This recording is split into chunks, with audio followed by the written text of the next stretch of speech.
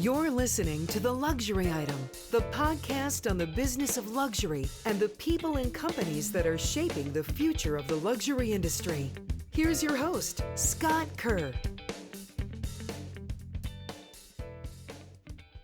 When it comes to clothes, made in Italy is synonymous with the tangible virtues of quality, craftsmanship, and design. One heritage brand that is synonymous with these virtues is Canali. Canali has been a paradigm of tailor-made Italian luxury and men's elegance for 88 years. Since 1934, it has been promoting the values of made in Italy excellence through its artisanal know-how, creating sartorial masterpieces of exceptional wearability and comfort in a perfect balance of elements that blends culture and heritage with style and taste. My guest today on The Luxury Item is Stefano Canali, President and Chief Executive Officer of the Italian luxury house Canali. Stefano represents the third generation of the founding family and has been its president and CEO since 2018. Welcome to The Luxury Item, Stefano.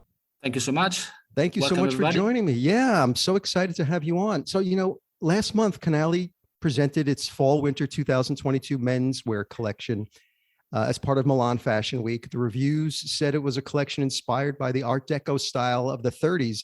And if you think about it, that era really represents the belief that optimism, beauty, and creativity can survive and even thrive. So could you tell us about that collection and the underlying theme that you wanted to convey to the world? Yeah, as I said, the optimism underlying this collection is very much actual as far as the pandemic is concerned. Everybody is looking forward to exiting a nightmare that lasted over the past 2 years. So we believe that imbuing optimism into this collection was very much actual and important for all of us, people working for Canali and customers buying Canali worldwide. I'd like to add the fact that this collection is a further step on an evolutionary path that we devised well before the pandemic hit the world. An evolutionary path which is very important concerning the DNA of Canali itself. Canali comes from formalwear. Canali comes from something that many believe is a kind of outdated these days. As I had a chance to say in other moments over the past months and years, I strongly believe that formalwear is not dead at all. It's just a matter of evolving your proposal in a consistent manner concerning the requests from the customers and the requests from the markets themselves. So when I refer to a way to evolve the formalwear, I specifically refer to the fact that if you consider the way a man looks when he wears a jacket, I believe that it is kind of undisputed that a man looks definitely better than wearing anything else. So we believe that it's not a matter of getting rid of the formalwear itself. It's a matter of making sure that the way it is constructed, the way it is manufactured, the way you add the details or exchange details with a piece of garments belonging to maybe a sportswear collection or something that looks quite far from the formalwear itself. It's a matter to make sure that your proposal is up to date and is consistent with the requests coming from the market. If you just consider the way a classic suit was conceived a while ago, you may refer to the fact that it was a kind of edgy. It usually came with like thick shoulder pads, right. and the construction were kind of heavy and so forth. Nowadays, you basically preserve the shape and the most valuable feature of the jacket itself, the way it makes the customer, the wearer look, and you change everything else. You change the fabrics. Now we use lighter fabrics. So we change the construction. The construction is very lightweight.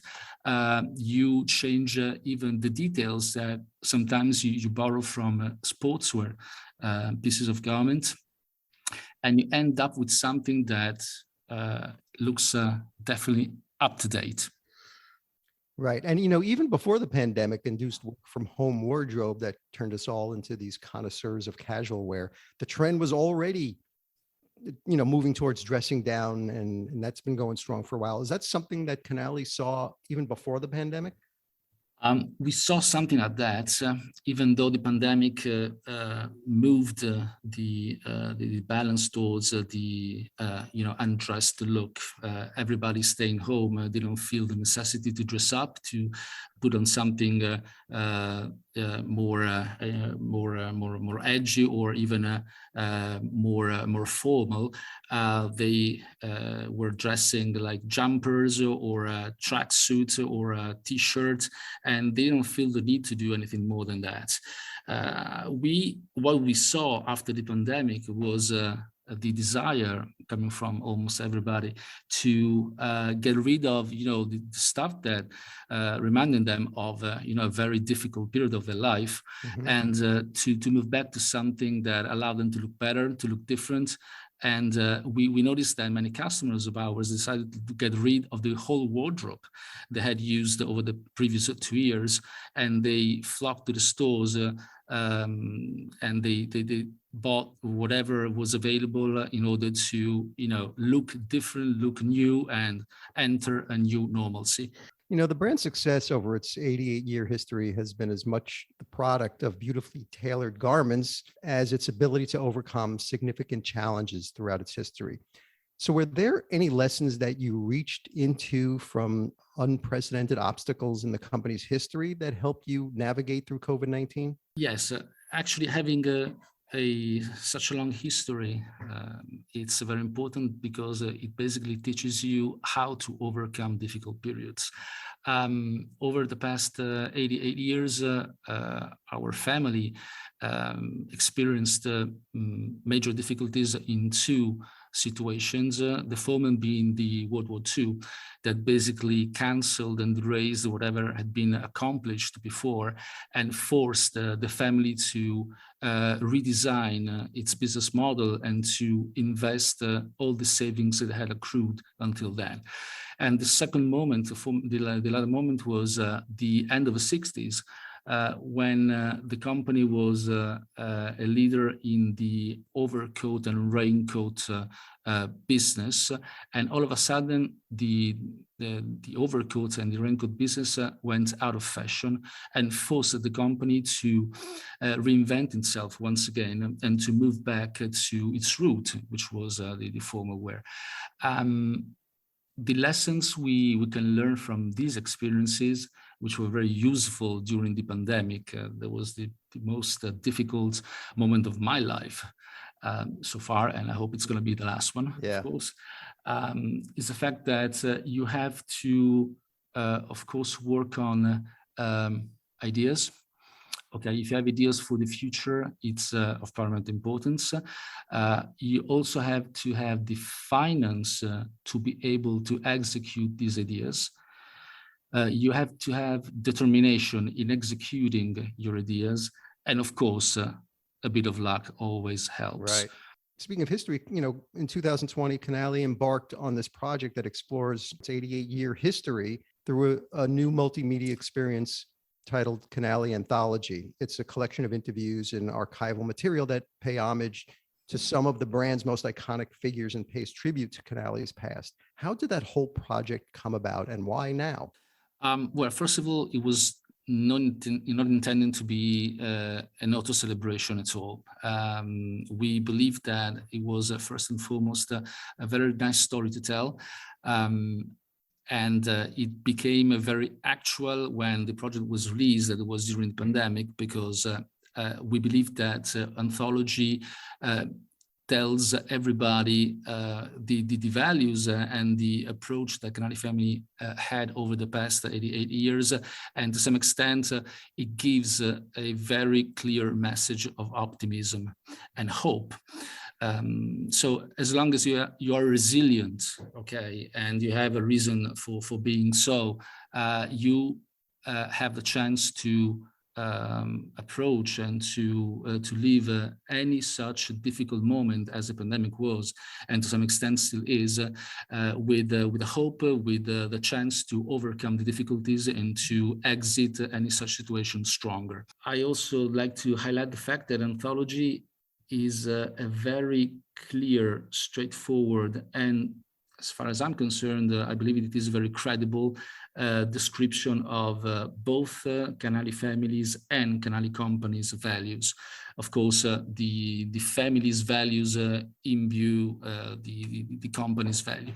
And I believe it's very credible to the extent that many important messages are delivered by many colleagues of ours who gave interviews and through which they basically describe the way they feel working with Canali, and it's a very consistent message throughout the interviews, no matter how long these people have been working for Canali. We have people working for Canali for 30 years. We have people who just joined the company, and they basically say the same things, which are, they come from the heart, which is very important. What are you hoping the consumer learns from that by going through Canali Anthology?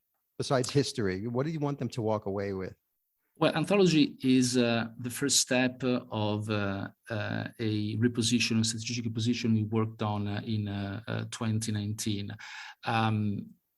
It is deemed to work like a foundation of the position itself. Mm-hmm. We found out that Canali, no matter how old the company is still a sort of rough diamond, a sort of a well-kept secret. So many people simply do not know the story or the history of Canali itself.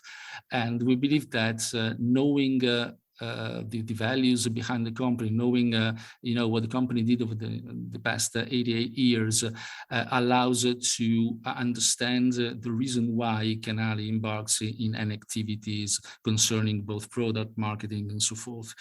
And the values that we describe in Anthology project are intended to inform the market initiatives that we will develop over time. We hope and we will strive to make sure that these values are clearly perceived by our customers, and they will help to add authenticity and credibility to whatever we will do, either through products or through initiatives in the marketing arena. And you represent the third generation of the founding family. What are some of the lessons that you learned from your father? Well, maybe the most important lesson is the fact that humbleness is the highest virtue we have to keep in mind. Basically, humbleness is the virtue that keeps you from getting overconfident and even arrogant when you are successful. It basically prevents you from making mistakes and lets you make more rational decisions to some extent. On the other hand, humbleness makes you aware of the fact that difficulties, and we even consider the so-called black swans, might arise, and that you have to be prepared in order to face such difficulties, no matter how big they are. And one of the major lessons that we learn over the past 88 years is the fact that, for instance, saving money and having the finance that allows you to implement the ideas you have is of paramount importance. And I'm highlighting the importance of savings because these days, sometimes if a company saves money, it looks like it's not investing the way it's supposed to. And you can imagine how much savings were important and have been important over the past 2 years in order for us to go through the difficulties of the pandemic.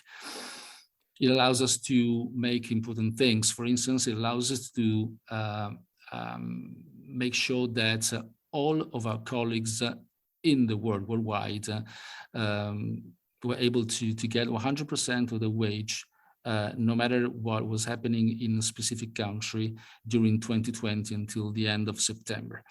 It allowed us to keep on paying the suppliers, even in a moment where the stores were closed and some customers of ours were not able to pay the receivables. Mm-hmm. It allows us to keep on making all the investments that we're supposed to make, no matter the situation. For instance, we managed to implement a retail expansion strategy in China, mainland China, in May 2020 during the pandemic, because we believed that the strategy was very important for us, and we believed that it was the right time to pursue these goals, no matter what the situation was. So what does your father think of the company today in this digital first era? Well, my father turned 90 last month. Nonetheless, he uses a smartphone.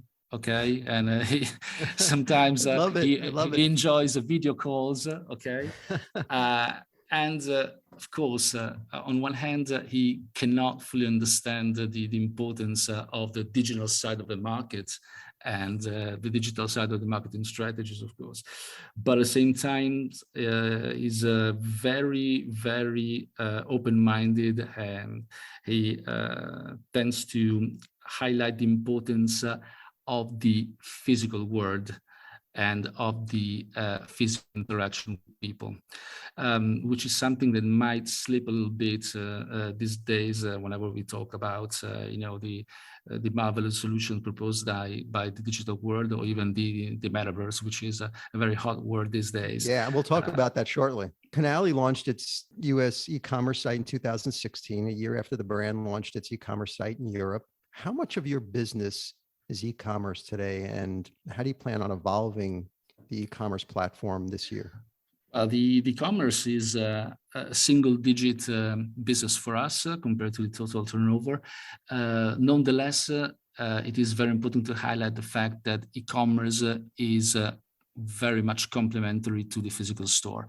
On one hand, online store will never take over the physical store as long as we do. You have to propose a product with a very interesting content that needs to be felt in person and needs to be explained by a knowledgeable salesperson. So the physical experience will never disappear whenever you have a product with a story with a very important content. On the other hand, the online service is, as a term says, it's a service that complements the physical experience, and it allows to have a complete brand experience 24 hours a day. Mm-hmm. The e-commerce over the past year grew by 50%. It managed to grow even in 2020 by 10%. We believe that it's very important for us to further develop the services and the impact and the importance of the service itself, so the internet platform. We are working on our platforming this year. It will take place and will be released in September, and it will support a new UX, a new UI, more services, will embrace more markets. It's an investment that we believe will be worth the money will be spent. Yeah, that's exciting. And do you think the role of your boutiques has evolved in this post-pandemic world? Definitely has. During the pandemic, while the boutiques were closed, our salespeople managed to get in touch and keep in touch with the customers through videos, video calls, and tailor-made messages. Of course, these further tools did not disappear, so they're still used by our salespeople. What we are going to do this year is to strengthen our CRM program. We will develop new tools for the salespeople. We will develop new tools for the customers themselves in order to make the experience with Canali more engaging, more fruitful, and in order to make sure that at the end of the day, the experience of a final customer will be complete. Do you think the skills of your sales associates also have to change? Yes, to the extent that, of course, you have to be more proactive. When I refer to tools that CRM is going to implement, I basically refer to the need for everybody, salespeople included, to be able to get the most out of the initiatives that we prepared in order to get in touch with the customers, in order to make sure that the customer is fully satisfied with the service, with the product, and with the Canali brand as a whole. So everybody these days is supposed to increase skills, and the salespeople are definitely will play a key role in this process. You've said that Canali's Italian DNA and key values, such as value of heritage and excellence, are at the very heart of the Canali brand. How do you take those values of an Italian menswear brand with a powerful heritage like Canali and talk to younger consumers in order to build a lasting relationship with them? The key values of Canali are very well described in the Anthology project. I'm referring to gentleness, for instance, politeness, passion for details, and high quality, which are, as I said before, the values of the Canali family, and again, having built the company for roughly 90 years by now. The authenticity and credibility of these values are confirmed by the very words of our colleagues interviewed in Anthology, as I described before. Of course, Anthology is the first step of a wider marketing strategy that must blend initiatives targeting different ages and even different geographies. For instance, the capsule with the Chinese designer E10 was specifically conceived for a younger Chinese consumer. While the beefed up customization service that will be released this year will be cross geography and cross age. So the secret is to be consistent with your DNA and ultimately to be credible in every initiative you pursue. I would like to stress the fact that talking about young consumers is very important, but again, I believe that we first and foremost must not forget the actual consumers, which might be even older or not as young as the Gen Z, which is the most sought after customer these days. You must not forget anybody. Your current customers must be satisfied with the brand and with its evolution, while the younger customers, if they're not ready to buy Canali today, must be prepared to buy when we'll be able to either afford those prices, or when they will feel ready because of the change that might affect their life and so forth. So you want to make it an aspirational brand for the younger consumers? Yes. Yeah. It's a sort of a seeding activity. If you cannot buy Canali today because you're not ready for it, and vice versa, we want you to get to know Canali and its values and its execution through the product offering for the moment when you will feel ready to buy your first piece of garment by Canali itself. So in 2020, when China rebounded from the heavy impact of the coronavirus outbreak on luxury spending and retail, Canali took back control. I think it was like 10 of its stores in China. And Canali already had a large, well-established footprint in the country. And it's clear that China is a strategic priority for the brand. How does China fit into the bigger retail expansion plans for Canali? To give you an idea of the importance of markets for Canali, United States accounts for 40% of our turnover of last year, while China accounts for 20%. So it's half the size of the United States market. We believe that China has a huge potential to exploit. We believe that the most effective way for us to increase our presence and our turnover in China is through the opening of DOS. That's a strategy that we defined in 2019, and the first step of the strategy was executed in 2020, and the second step will be executed next year. In the meantime, we are also developing a franchise retail network in China in order to have a very deep-rooted presence in such a big country. As far as the United States is concerned, of course, our strategy in China will not affect the importance of the United States market at all. We are developing our retail network. We are developing even our wholesale accounts, which have been in place for many decades by now. And we believe that will be very rewarding for both the wholesalers and Canali itself. In China, does Canali work with any brand ambassadors there or other influencers to target young Chinese luxury consumers? We did it when we, specifically when we launched the E10 capsule, and in general, it's a strategy that we will pursue worldwide, both in China and the United States and in Western countries, Western European countries, because it's a very important tool that we must exploit. So many believe that new technologies are sort of the opposite of Italy's craftsmanship and could change the structure of the fashion system, rendering many of its small factories obsolete. That using digital technology is unthinkable if you want to achieve a certain sartorial excellence. What are your thoughts? My thought is that over the past 40 years, Canali introduced technological innovations in the production processes several times with the specific goal to add quality and at the same time to reduce costs and lead time. And the result was very successful and very rewarding. So my point is that whenever you have a chance to add quality and increase quality of the product through innovation, you must do it.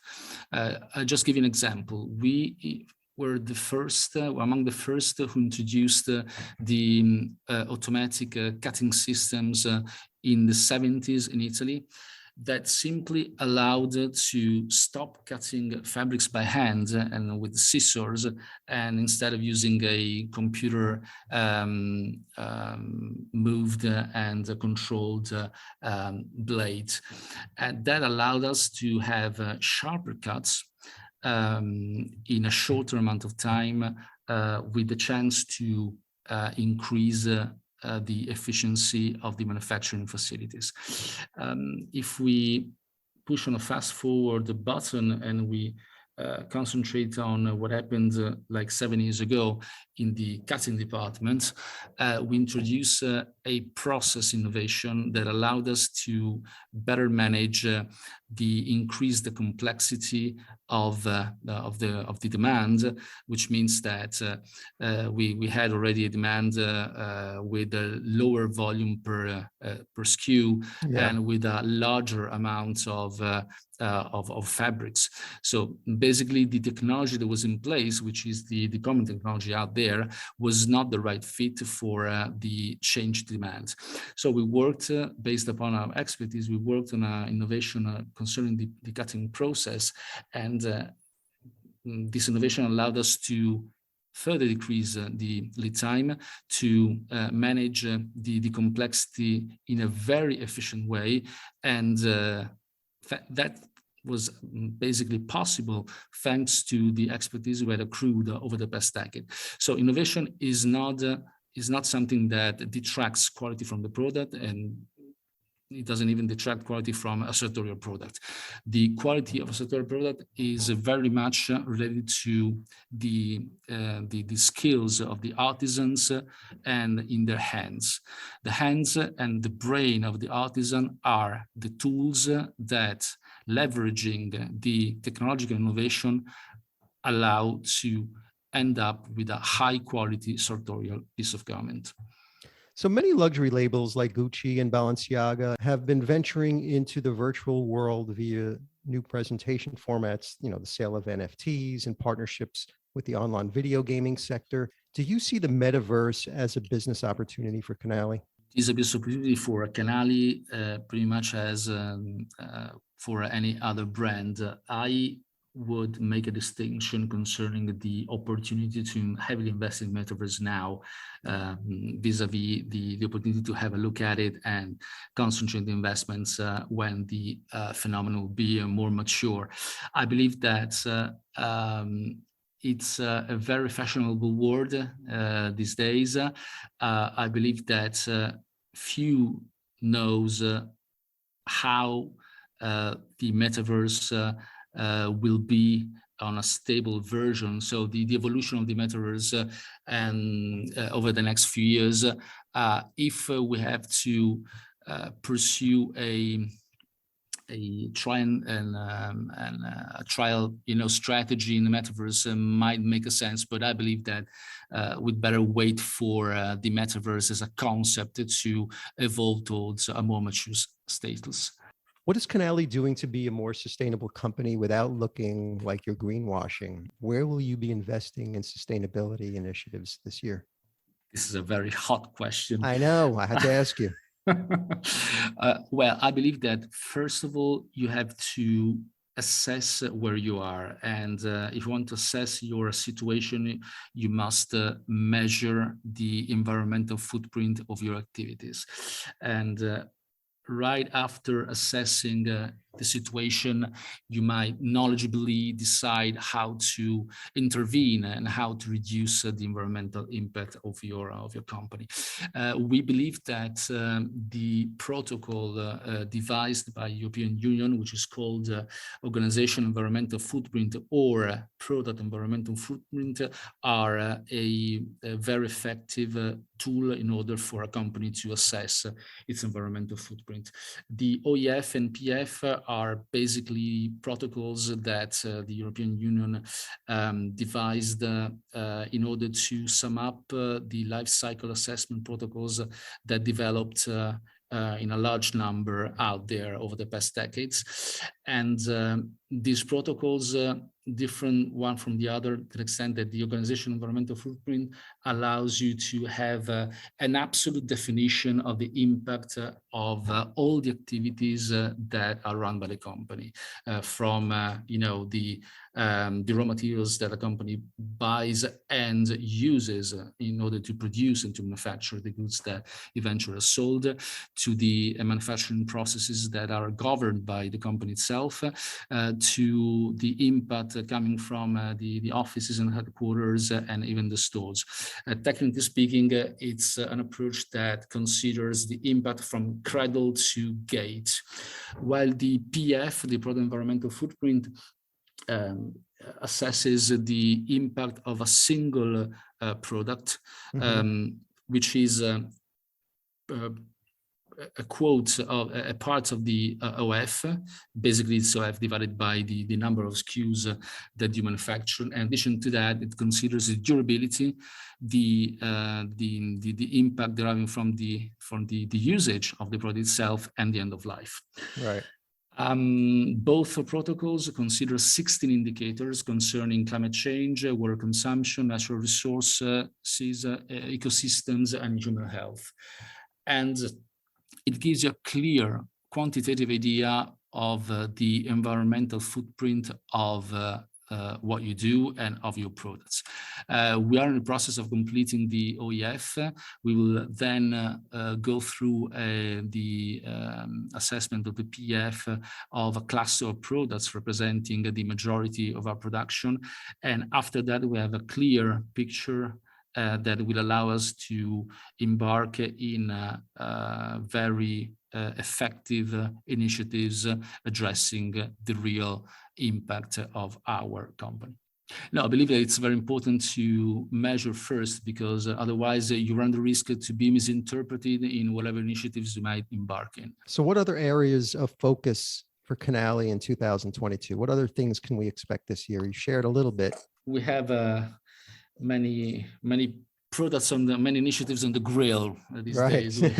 We have the replatforming of the online stores. Yep. We have the further development of the Chinese online stores that they opened up last year with Tmall and WeChat, in addition to the expansion of the physical retail stores that we mentioned before in mainland China. We have the push on the CRM activities. We have a new store concept that we released in the second half of this year. So my final question, Stefano, which is the luxury item question that I ask all my guests.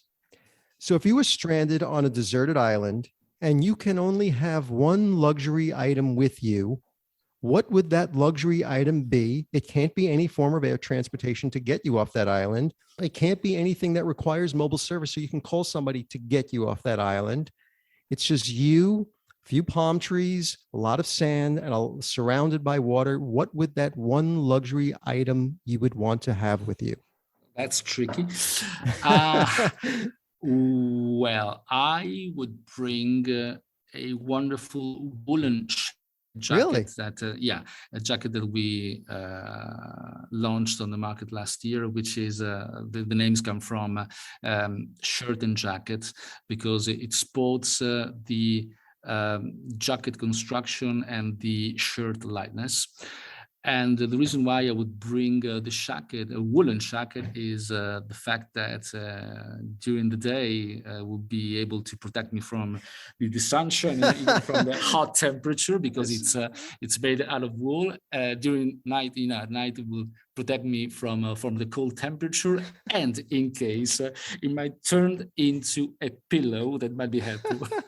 And just in case you want to have a cocktail party with yourself, you'll be all dressed up. Of course, I would keep the Canali label quite evident on the sleeve. Stefano Canali, President and Chief Executive Officer at Canali. Thank you so much for joining me on The Luxury Item. Thank you, Scott. It was a pleasure. Thank you so much.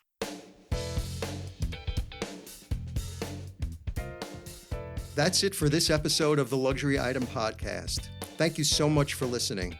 If you found this useful and entertaining, I would be really grateful if you can share it with a friend or colleague. I would love it if you subscribe so you never miss an episode. And while you're there, be sure to rate and review us on Apple Podcasts. It really helps other listeners find us. The Luxury Item Podcast is a production of Silvertone Consulting. I'm your host, Scott Kerr. Until next time.